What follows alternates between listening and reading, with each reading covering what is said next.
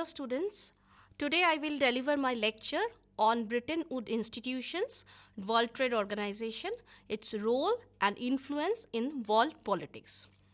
Now, in recent years, the global social policy is governed by mainly few institutions. These institutions are known as Bretton Woods institutions. These institutions are International Monetary Fund, World Trade Organization, and World Bank. Henceforth, I will mention International Monetary Fund as IMF and World Trade Organization as WTO. Now, these three institutions evolved after the 44 representative countries met in Bretton Woods, New Hampshire, United States, to determine the new economic order after the Second World War. Now, these three institutions are assumed to initiate the liberalization process in the global economy. The main aim or target of this institution is to strengthen the global economy, maintain cooperation among the anti-Soviet Union countries, and strengthen or stabilize the political situations between the US and its allies. At the same time, it also aimed at strengthening the US sovereignty, which has been created after the Second World War.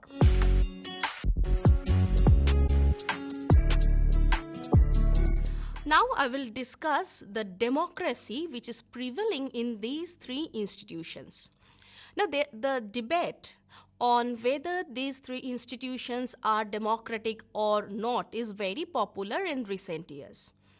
The critics first of all argues that these institutions are not representing their member countries.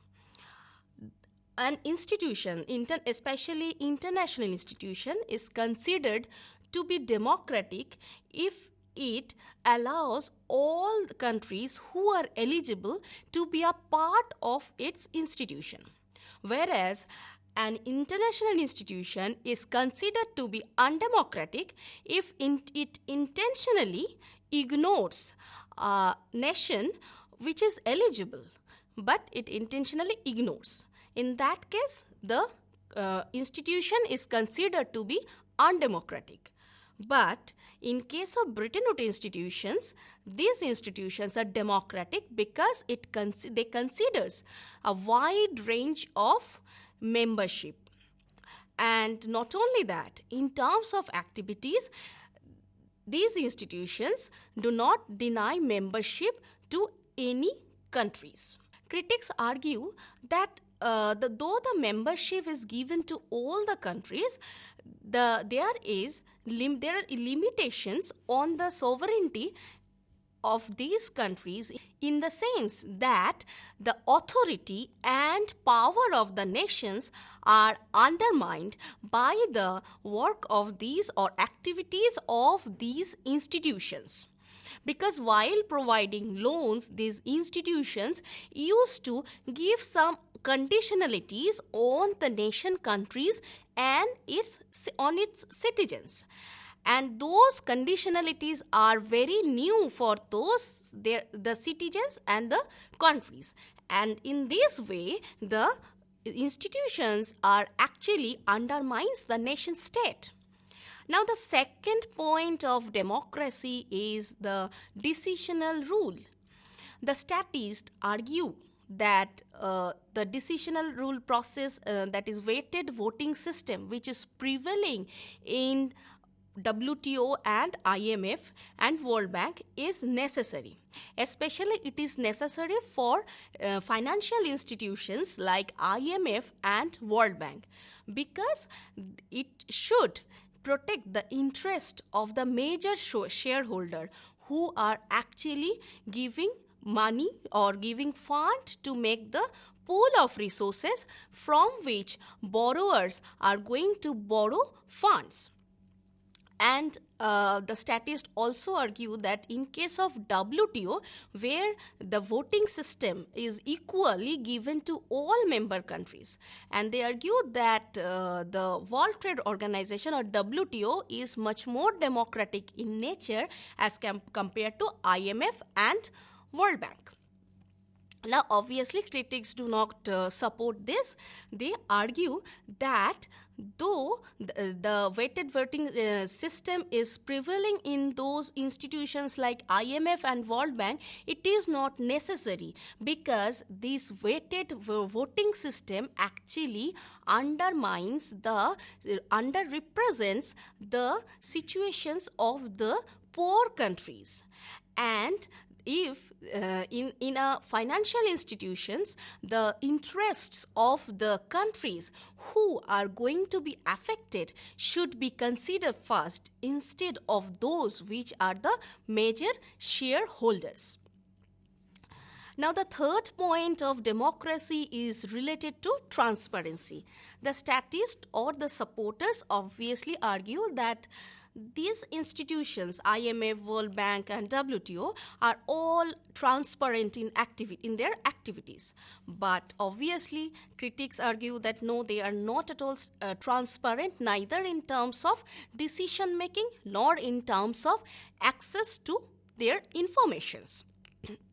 They argue that in case of decision making in those institutions, most of the cases, what happens, a few powerful countries used to meet together, and they meet in secret meetings, take decisions, and then to convey it to the other comparatively low politically powerful countries.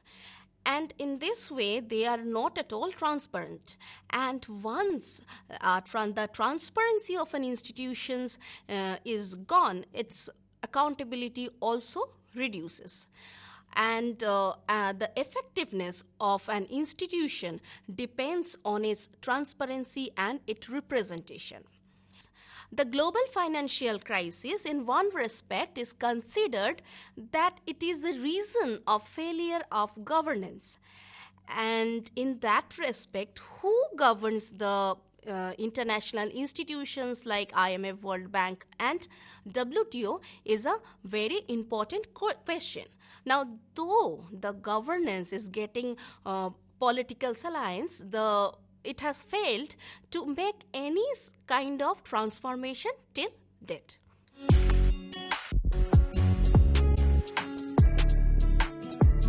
Now I will discuss the power and politics which is prevailing in these three institutions. First, I will start with the power and politics which is in the IMF and World Bank, because there are similarities between these institutions regarding this power and politics. First controversy or first debate is regarding between United Kingdom and United States, and which are led by Keynes and White respectively. These are two economists. Now, after Second World War, it was expected that the condition of United Kingdom was very devastated, that United Kingdom will not be able to recover its current account deficits very soon. And it was also expected that it will not be able to stabilize its currency, pound sterling. So, everyone expected that UK will actually borrow from the fund of these international institutions. Now, on the other hand, the condition or the power of United States was very strong after the Second World War, and everyone expected that US will obviously lend to this fund. That means they will be a lender. So, automatically, United Kingdom wanted that there should be lesser amount of conditionality on the borrowers. Whereas United States, who would be the lender, wanted that more and more stronger conditionality to be imposed on the borrowers so that they could gain from it, they could improve their resources because they are actually going to lend their own resources. So there were two power was working together. United Kingdom was wanted to reduce their burden of this borrowing lending process on the borrowers, whereas United States wanted that the burden of this borrowing lending process to be imposed on the borrower. So the two big power, they were a tussle between these two big powers at that point of time. And US was consistent that the power will be, the conditionality on the borrowing lending process should be higher and higher. And we all know that after World War II, the condition of United States was very strong, and automatically when the conference which held in Bretton Woods that do not prescribe any kind of conditionality to be imposed on the borrowing lending process, it was obviously expected the desire of United States will be overpower everything.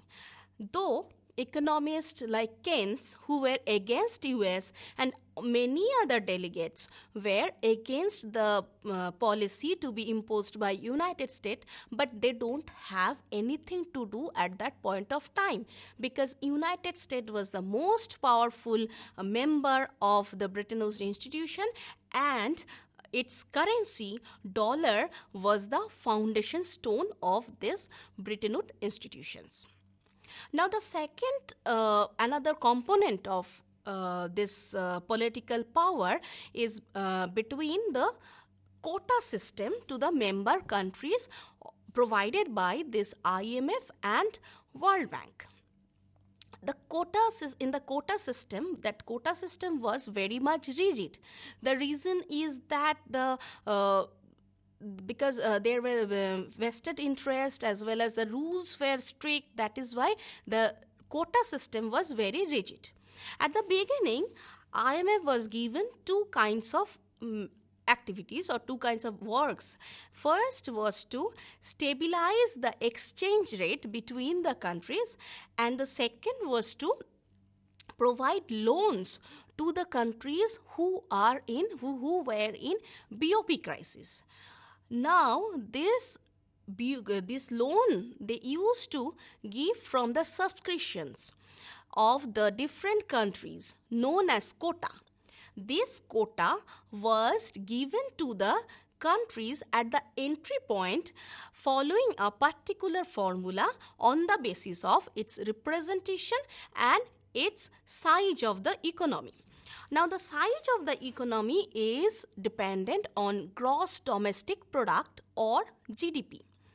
Now, the GDP of China was improving over the years. However, its quota was not improving. The underrepresentation of the countries like China and many other developed countries became a major issue at that point of time, and IMF staff report, which was published in 2015, they reported that the quota of China should increase to 10.5%, whereas the quota of United States should reduce to 14.5%.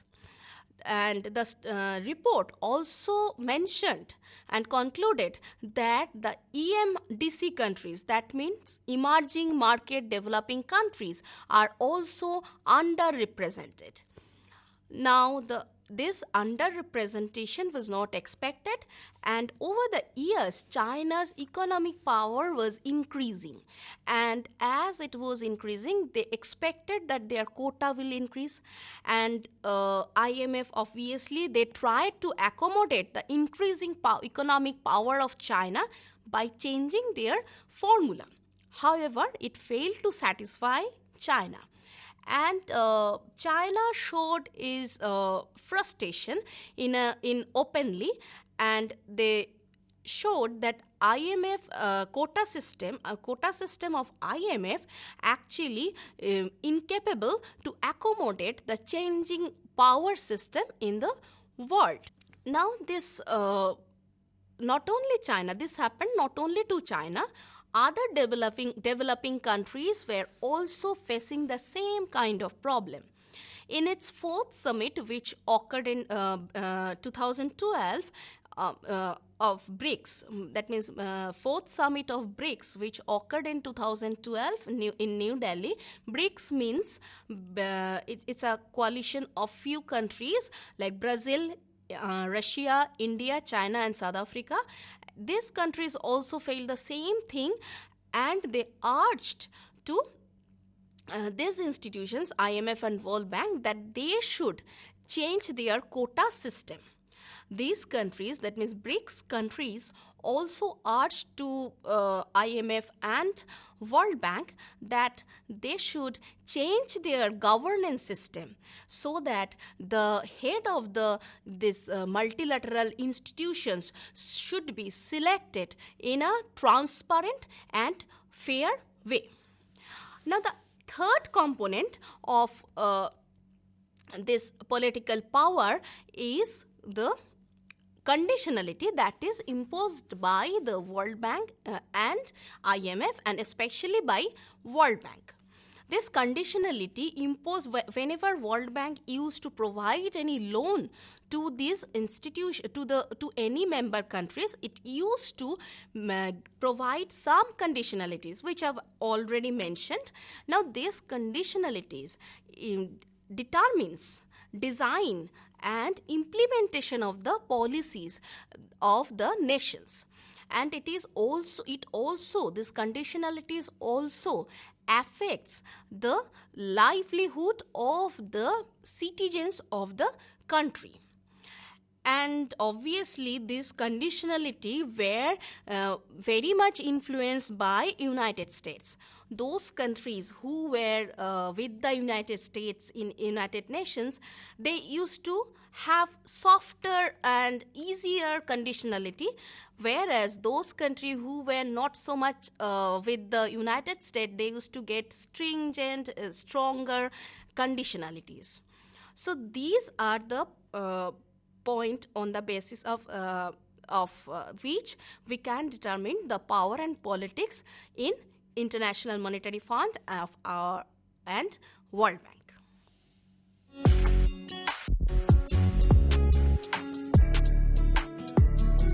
Now I will discuss power and politics in WTO. This WTO was actually created from or evolved from GATT. G-A-T-T. GATT means General Agreements on Tariffs and Trade. Basically, after the consensus or conference in Bretton Woods in 1946, GATT was created. And this GATT used to work through various rounds of negotiations. On its eighth round, which is popularly known as Uruguay round, in 1995, WTO was created from GATT. Now, formally, the WTO works like this, that each member used to meet in a place in different rounds known as consensus, and they used to reach to a particular agreement. And in that respect, GATT is much more democratic than the other two institutions, which I have already mentioned. And the formation of GATT and WTO is such that it could provide the developing countries more scope for making coalitions among themselves. But, however, though this WTO is much more democratic in nature, in most of the cases, what happened, the powerful developed countries used to meet together and they used to take decision in secret meetings known as green room meetings. And after taking decisions, they used to convey it to the other countries. Now, basically, in the initial years, the main four countries which used to take decisions known as the Quad. These countries were United States, European Union, Japan, and Canada. European Union is basically a coalition of 27 countries. Now, in the Doha round, in its Doha round, which occurred in 2001, US and EU were in the driver's seat. Now, in 2003, during Cancun Ministerial, the US and EU, they both of them together, they made a proposal on agricultural policy, and they give it to other developing countries as their joint proposal. But this proposal was actually hampering the interest of the developing countries.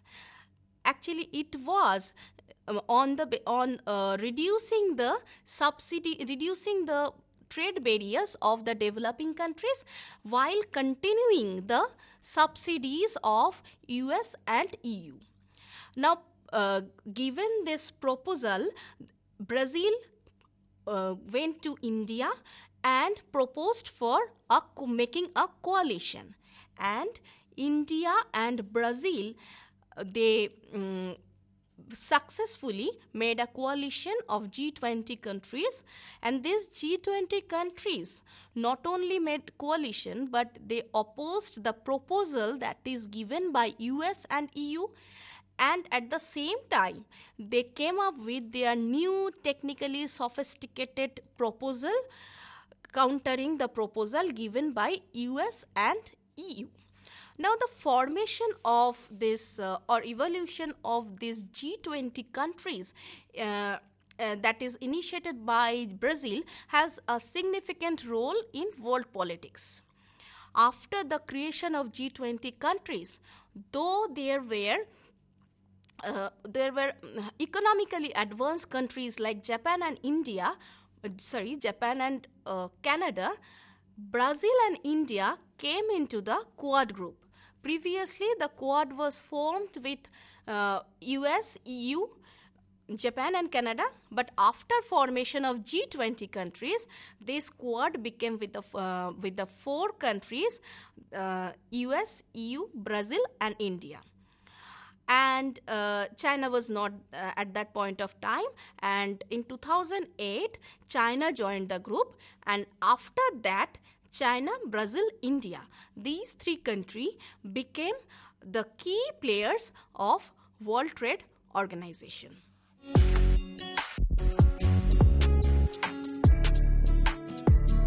Now I will discuss the influence of these Bretton Woods institutions. Now, globalization is the inevitable outcome of the activities of the Bretton Woods institution. Globalization has increased interdependence and interconnectedness among the countries. And it has given more scope for a country to influence other countries. For example, the Asian crisis, which occurred in Asian financial crisis, which occurred in 1997, and the crisis of Greece, which occurred in 2008, which have shown us that how a crisis created in a particular countries could spill over to other countries very easily. Now, the globalization undermines the national states, not in terms of its control over economic resources, but also in terms of government's legitimacy and authority in the eyes of the public. Across virtually all of the countries, it has been seen that people are losing their trust on the government.